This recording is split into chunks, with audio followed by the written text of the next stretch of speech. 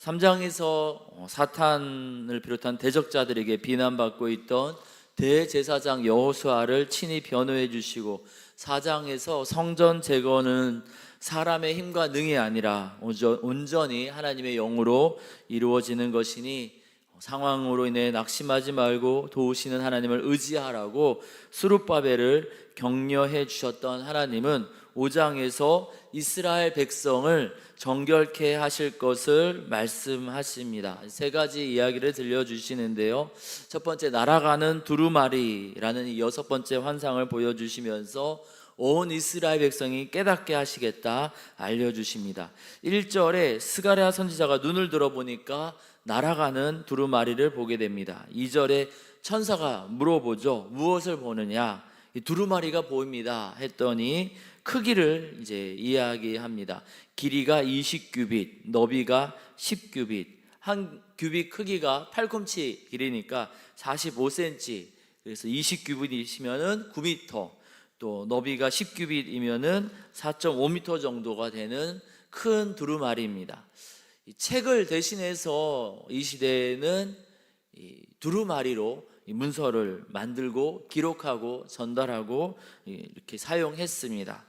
고대 사회 이 시대에 사용되는 두루마리는 이제 우리처럼 많은 페이지에 해당하는 글을 적어야 되다 보니까 두루마리를 둘둘 말았던 것을 풀어보면은 20규빗이 되는 경우가 많이 있었다고 합니다. 근데 여러분들께서 그림이나 이미지에서 보셨던 두루마리들 보면은 폭이 한 이 정도 되지 않습니까?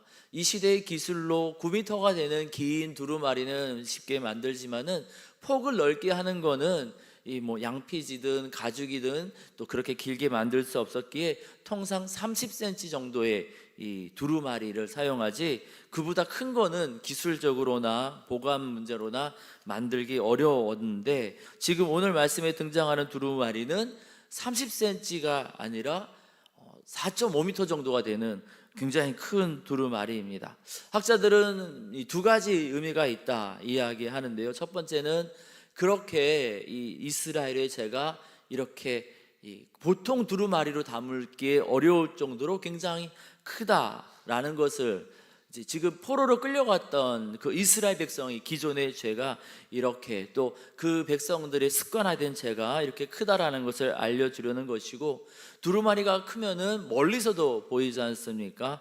먼 곳에서도 이 무엇이 잘못된 것인지 죄에 대해서 깨달을 수 있도록 크게 만들었다라는 겁니다. 20규빗, 10규빗, 우리는 좀 낯선 크기입니다만 지금 성전을 재건하려는 이스라엘 사람들 입장에서는 성전을 짓고 있으니까 과거 솔로몬 성전에 대한 것들을 공부하고 연구하다 보니까 그때 그 사람들이 20규빗, 10규빗 하면은 대번에 알아들었던 내용이 바로 이 솔로몬 시대에 지었던 성전의 현관 크기입니다. 열왕기상 6장에 보면은 솔로몬이 성전을 지을 때 성전의 주랑, 이 현관 크기를 소개하는데 20규빗, 10규빗입니다. 그리고 이것은 또 솔로몬이 성전을 지을 때 이 언약궤 위를 덮는 속죄소, 속죄소의 크기도 동일하게 20규빗, 10규빗 정도가 됩니다. 오늘 말씀에 등장하는 하늘을 나는 죄의 목록을 적은 두루마리는 성전의 입구와 같은 크기, 속죄소, 은혜로 죄를 덮는 그 속죄소의 크기와 동일합니다. 이 시대 사람들은 이 저 죄 때문에 하나님 앞에 나아가는 것이 막혔었고 하나님의 은혜를 덮는 것이 막혔었구나 라는 것을 이 숫자적인 크기의 동일함으로 인하여서 바로 깨달을 수 있는 부분인 것이죠. 3절에 이 두루마리의 내용이 저주라고 설명하는데 온 땅 위에 내리는 저주라고 설명합니다. 온 땅 위에 이러이러한 이 죄들로 인하여서 백성들이 저주를 받았는데, 이 내용을 구체적으로 이렇게 소개하죠. 도둑질하는 자는 이쪽 글대로 끊어지고 맹세하는 자는 저쪽 글대로 끊어지리니 이러한 죄는 이렇게 저주를 받고 저러한 죄는 저렇게 저주를 받게 될 것이다. 그동안 도둑질, 거짓 맹세로 성전 현관 크기와 같은 이 두루마리에 적힌 이 죄 때문에 하나님 앞에 나아가는 것이 막혔었고, 속죄소 언약궤 뚜껑, 이 속죄소와 동일한 크기의 이 죄 목록들 때문에 은혜를 던지는 것에 어려움이 있었는데, 하나님께서 이제 이것들을 볼 수 있게 이렇게 하늘을 날게 하시면서 4절에 이 두루마리가 그곳에 들어가서 그러한 죄를 짓고 있는 사람들의 집을 허물게 하시겠다 이야기하십니다. 돌로 지었을지라도, 아무리 튼튼하게 지었다 할지라도 허물겠다라는 겁니다. 그렇게 죄를 지으면서 도둑질을 하고, 또 도둑질이면 약탈이겠죠. 그 다음에 거짓 증거를 통해서 자기들의 어떤 이익을 만들어 왔던 사람들을 무너뜨리겠다 하시는 겁니다. 고향으로 돌아와서 성전을 재건하는 이스라엘 백성들에게 요구되는 것은 그동안 하나님과 이스라엘 백성 사이에 가로막혀져 있었던 죄의 담, 죄의 습관을 제거하는 것입니다. 하나님은 멀리서도 볼 수 있도록 큰 크기로 두루마리를 만드시고 이거를 하늘에 날게 하시면서 사람들이 보고 깨달을 수 있도록, 그리고 이 깨닫게 하는 이 두루마리를 통해서 사람들에게 습관화되어 있는 죄를 없애버리겠다라고 지금 이 환상을 통해서 말씀하시고 계십니다. 대제사장 여호수아, 성전 재건 지도자 스룹바벨을 격려하신 다음에 잘해, 힘내렴, 여기서 끝나는 것이 아니라 그동안 습관화되고 오래도록 묵혀져 있었던 죄 문제를 해결하시기 위해서 모두가 볼 수 있도록 하늘을 나는 두루마리로 크게 만들어서 깨닫게 하시고, 그리고 깨달음을 통하여서 이제 그 습관화된 죄를 무너뜨리게 하시겠다, 사라지게 하시겠다, 지금 첫 번째 환상을 통해서 말씀하십니다. 무엇이 잘못된 것인지 알아야 그 습관들이 사라지기에 그렇게 하시겠다라는 겁니다. 저주의 말들, 또 그렇게 쌓은, 죄로 쌓은 집들이 불살라지는 것, 거친 표현입니다. 또 피하고 싶은 상황이지만 그 과정을 통해서 그동안 죄가 얼마나 하나님과의 관계를 무너뜨려 왔는지, 그래서 하나님이 준비하신 복을 누리지 못하게 했다라는 것을 확실하게 이스라엘 백성이 깨달아 알므로 인하여서 이 궁극적인 문제를 해결하시겠다라고 하시는 것이죠. 우리가 성경 말씀이나 또 기도 가운데 성령의 감동으로 실수와 죄를 깨닫게 될 때 우리 마음이 아프고 괴롭습니다. 하지만 그렇게 아프지만 깨닫게 되면 죄와 죄된 습관을 떠날 수 있게 되고, 그로 인해서 주님이 준비하신 복을 누릴 수 있게 됩니다. 주님은 그 회복의 작업, 그 정결케 되는 일을 하나님이 직접 하시겠다라고 환상을 통해서 스가랴 선지자에게 보여주시는 겁니다. 우리에게도 준비하신 회복과 치유를 주시고자 말씀을 통해 기도 가운데 성령의 감동으로 깨닫게 하실 때가 있습니다. 그때 우리의 눈과 귀가 어두워지지 않고 밝히 바라보고 밝히 들을 수 있도록 주님이 또 은혜 베풀어 주셔서 깨닫고 고침받아서 그동안 습관화된 잘못된 것들을 내려놓고 하나님이 준비하신 복을 누리는 그런 복을 얻게 해달라고 이 아침에 우리가 기도하기를 원합니다.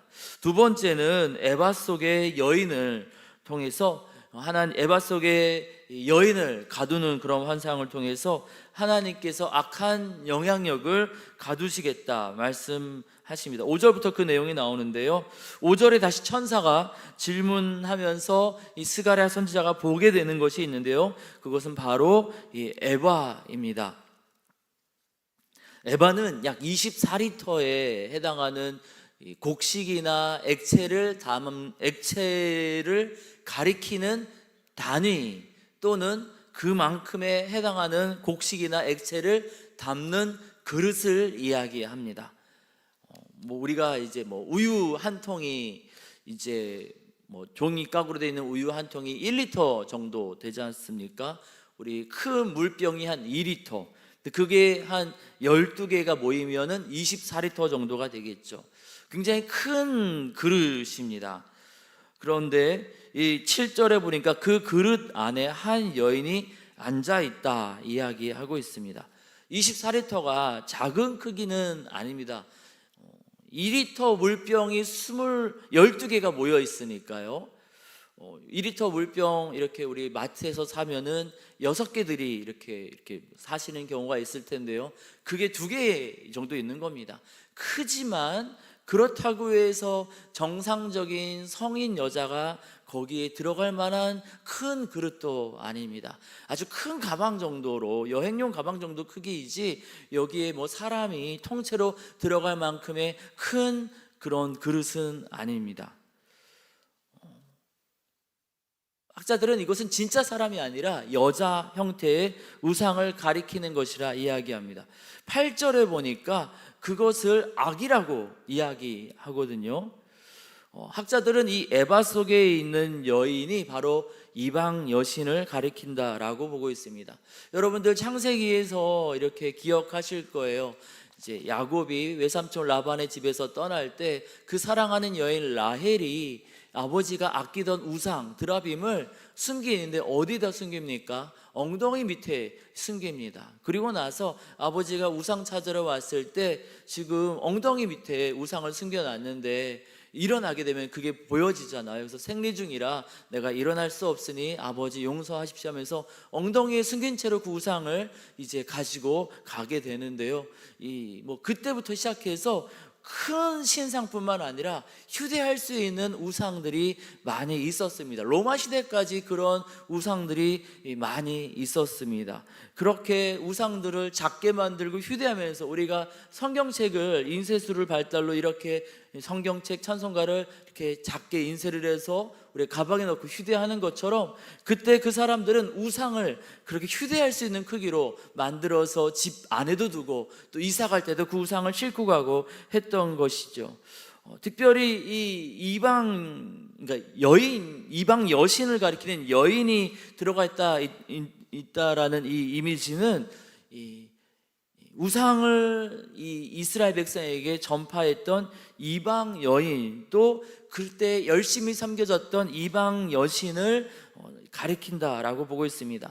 우리가 잘 알고 있다시피 열왕기상에서 이 솔로몬 왕이 하나님께 성전까지 들여놓고 왜 하나님에게서 멀어졌습니까? 그가 정치적인 안정을 위해서, 세상의 번영을 위해서 이방 나라들과 정략 결혼을 했는데, 그때 솔로몬과 결혼했던 그 수많은 부인들이 그냥 오지 않고 각 나라에서 우상들을 가지고 옵니다. 그리고 예루살렘 성전 곁에 각종 우상을 세워놓고 그 우상을 위한 우상들의 예배당을 세워둠으로 온 백성이 결국에는 우상 숭배에 빠져서 하나님에게서 멀어지게 되고, 그래서 망하게 되지 않았습니까?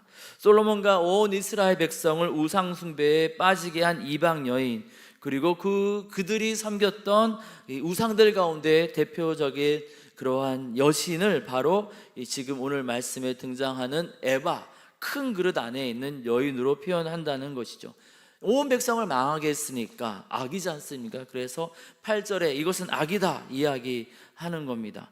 그런데 그 온 백성을 망하게 했던 이 우상 숭배했던 여인과 여신들을 큰 그릇에 던져 넣은 다음에 이 여인이 다시 나와서 백성들을 현혹시키지 못하도록 납조각으로 막아버리겠다라고 이야기하십니다. 8절에 납조각으로, 이 봉인할 때 쓰는 납조각으로 그 에바 뚜껑을 닫아서 더 이상 이 여인이 우상 숭배하는 것들이 영향을 주지 못하도록 하겠다는 것이죠. 현실적인 안정과 평화, 세상적인 번영을 위해서 솔로몬 때부터 시작되었던 오래된 습관, 우상 숭배의 습관이 이제 성전을 재건하려고 하는 이스라엘 백성들에게, 믿음의 백성들에게 더 이상은 영향을 주지 못하도록 막아버리겠다는 것입니다. 백성들에게 너희 그거 하지 말라 하시는 것이 아니라 하나님이 직접 그 뚜껑을 납으로 봉인해서 막으시겠다 하십니다.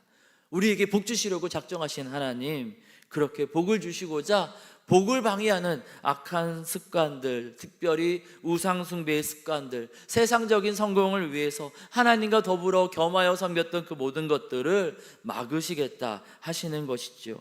이에 우리가 이 아침에 기도할 때 주님, 우리로 하여금 하나님에게서 멀어지게 하는 세상을 의지하는 우상숭배의 습관들 우리에게서도 막아 주시옵소서 기도하기를 원합니다. 주님께서 온전히 하나님만 바라보며 하나님의 위로와 소망 가운데 새 힘을 얻도록 인도하여 주실 줄 믿습니다. 세 번째는 에바 속에 갇힌 이 여인을 먼 곳으로 보내겠다 하십니다. 가까이 하지 않도록 멀리 보내시겠다는 것이죠. 그때 쓰임 받는 사람들이 이 여성 자체가 악한 것이 아니기에 여인이 등장해서 이것을 합니다. 이 여인에게는 9절에 보니 학의 날개가 있는데 천사 같은 이미지이죠. 이들이 이제 그 에바를 들어서 이제 어디론가 가고 있습니다. 그래서 스가랴 선지자가 물어보죠. 이 에바를 어디로 옮깁니까? 시날 땅으로 옮긴다고 11절에 나옵니다. 시날 땅, 우리가 잘 알고 있는 것처럼 바벨탑이 세워졌던 곳이 시날 땅이고 그곳에 세워진 나라가 바로 바벨론이지 않습니까? 이스라엘 백성이 바벨론으로 포로로 끌려갔다가 그 이방 땅에서 세상적인 우상 숭배, 또 그렇게 특별히 음란한 여신을 숭배하는 그런 것들을 배워왔는데 그것을 다시금 이스라엘 땅에 성전 지으러 돌아온 이스라엘 백성들이 돌아와서 다시금 이스라엘 땅에다가 솔로몬 왕이 했던 것처럼 예루살렘 성전을 짓고 하나님을 예비하는 성전을 짓고 그 옆에 또 우상 숭배하는 것을 만들지 못하도록 학의 날개를 가진 여인들이 이것을 들고 신할 땅으로 되돌려 보내겠다는 겁니다. 우상 숭배하는 그 이방의 습관을 그냥 이방에 그대로 두고 예루살렘 성전터에 그 우상들의 집을 세우지 않고 신할 땅에 그들의 집을 두겠다는 겁니다. 이 이스라엘 백성, 믿음의 백성들은 더 이상 하나님과 겸하여 섬기는 것을 그들의 마음에 두지 아니하도록 그렇게 그 우상의 신전은 바벨론 땅에 두겠다고, 그 우상을 위해서 우상의 집은 그 신할 땅에 지으려 하는데 그것이 준공되면 그것이 자기 처소에 머물게 될 것이다. 하나님과 더불어 믿음의 백성이 십년 가운데 거하지 않고 악을 섬기는 백성들에게만 그것이 있을 것이고 더 이상 그것이 믿음의 백성들에게, 택한 백성들에게 눈앞에 나타나거나 보여지면서 유혹하거나 영향을 주지 않도록 아예 들어서 멀리 치워버리겠다, 주님 그렇게 말씀하시는 거죠. 그만큼 이 백성들에게 복을 주시고자 죄를 깨닫게 하시고 영향력을 행사하지 못하도록 납뚜껑으로 막아버리고, 이것도 하나님은 성에 안 차서 아예 들어서 멀리 버리겠다, 백성들을 위해서 하나님과 동행할 수 있도록 죄를 깨닫게 하고 죄의 영향력을 닫아버리고 아예 그걸 통에 담아서 멀리 버리겠다, 주님 그렇게 환상을 통해서 스가랴와 우리에게 말씀하시고 계십니다. 비난받던 대제사장 여호수아를 변호해 주시고 낙심하는 스룹바벨을 내 힘으로 넉넉하게 할 것이다 응원하시는 하나님은 그 일을 이루기 위해서 이제 이스라엘 백성 가운데 뿌리 깊은 죄의 습관을 깨닫게 하시고 가져가시겠다, 주님 말씀하십니다. 우리에게도 복을 주시고자 말씀을 통해서 기도 가운데 성령의 감동으로 죄를 깨닫게 하시고 죄의 영향력을 가두어 버리시고 죄된 습관, 유혹하는 모든 것들을 치워 가시고 계시는 줄 믿습니다. 혹 우리로 하여금 악한 습관에 이르게 했던 그런 것들이 있다라면은 오늘 이 말씀 의지해서 기도하고 가정에 가서 혹시 그러한 물건 또 그러한 것과 관련된 것들이 있다라면은 또 치우고 정리하면서 온전히 하나님만 바라보며 하나님이 준비하신 은혜만을 누리며 나아가는 우리 모두가 되기를 원합니다. 하나님이 그렇게 직접 일하실 만큼 우리에게서 죄된 습관을 거두기를 원하신다, 주님 말씀하십니다. 이 말씀대로 주님 우리 안에 있는 악한 습관들, 죄악된 그런 것들 주님 성령의 불로 소멸시켜 주시고 우리를 새롭게 하여 주시옵소서. 기도하며 나아갈 때 오늘 환상에 나와 있는 것처럼 우리 안에서 죄된 모든 것들을 주님이 거둬가시고 준비하신 은혜와 사랑을 더하여 주실 줄 믿습니다. 기도하겠습니다.